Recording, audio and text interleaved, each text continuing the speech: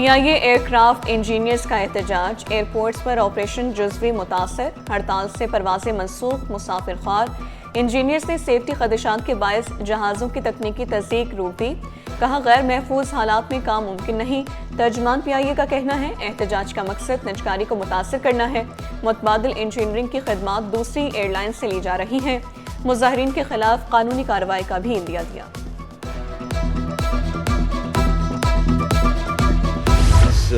Very heartening and encouraging to see that the Ministry of Maritime Affairs has also put a marker in the ground, which is ambitious but very reachable.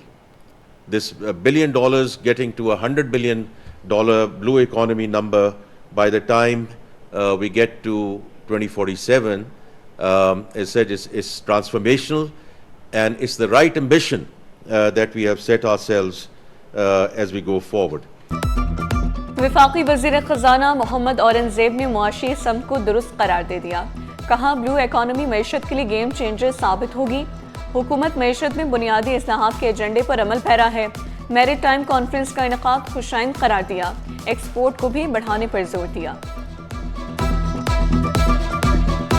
ہم دیکھ رہے ہیں خاصا خوشائند ہے، اور we hope کہ اس میں جو B2B اور B2G جو ہے وہ انٹریکشنز ہوں گے اور لوگ متعارف بھی ہوں گے۔ اگر آپ تھوڑا سا اچھی طرح اس کو پروب کریں تو آپ کو نظر آتا ہے کہ پاکستان میں انڈسٹری ایسی ہے جو اس کو سپورٹ کر سکتی ہے۔ وہ لوگ شو کیس کر سکتے ہیں اپنی چیزوں کو، اور وہاں سے جو باقی پاکستان کے علاوہ جو باقی ممالک کے لوگ آئے ہیں وہ اس کو دیکھ کے اور اس سے بینیفٹ کر سکتے ہیں۔ بورڈ بلڈنگ ہے، there plenty of opportunities in that.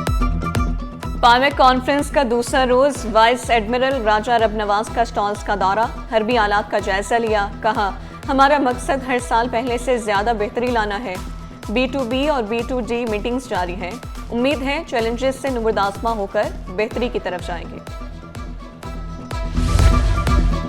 Karachi میں جماعت اسلامی بہترین کام کر رہی ہے، حافظ نعیم الرحمان کا دعویٰ، کہا K4 منصوبہ مسلسل تاخیر کا شکار ہے، شہر میں ٹینکر مافیا کا راج ہے، ای چالان کے نام پر تباہی پھیلائی جا رہی ہے۔ گھر کے بدلے گھر دیں، سپریم کورٹ کراچی رجسٹری کے باہر گجرا نالہ اور اورنگی نالہ متاثرین کا احتجاج، شکوہ کیا آپریشن کے نام پر گھروں کو توڑا گیا، یقین دہانی کے باوجود گھر نہیں مل رہے۔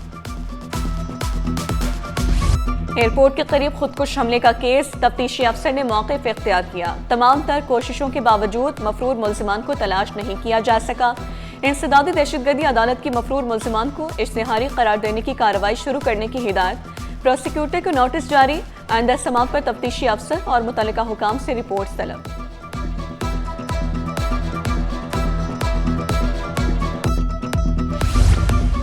منشیات کا اسمگلر انجام کو پہنچ گیا، 2 کلو چرس اور ہیروئن برآمد ہونے کی سزا 20 سال۔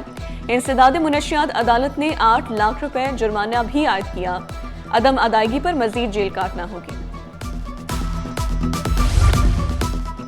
ناظم امتحانات انٹرمیڈیٹ کو عہدے سے ہٹا دیا گیا، زرینہ راشد نے ای واکنگ کا کامیاب تجربہ کیا تھا۔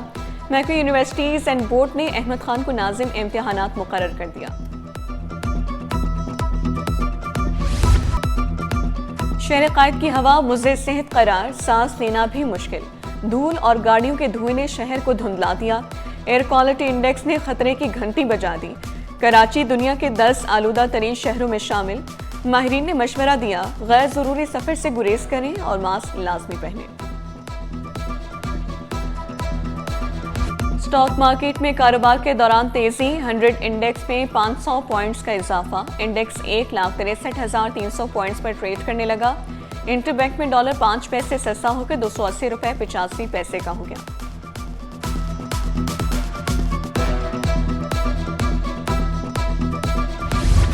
بجلی اور گیس مسائل جوں کے توں، منگو پیر، سلطان آباد، ملیر، اورنگی والے خوار، نصرت بھٹو کالونی، مواج گوٹ والوں کی مشکلات بھی کم نہ ہوئیں، کہیں چولہے ٹھنڈے تو کہیں بتی گل۔ ترجمان کے الیکٹرک کے مطابق 30% فیڈرز پر اعلانیہ لوڈ شیڈنگ کی جا رہی ہے۔ اور صوفی بزرگ سمندری بابا کے عرس کی تقریبات جاری، روحانی فضا، چراغاں اور زائرین کی حاضری نے مزار کا منظر نورانی بنا دیا۔ زائرین کے لیے کھانے پینے کا خصوصی انتظام، سیکیورٹی کے بھی سخت انتظامات کیے گئے۔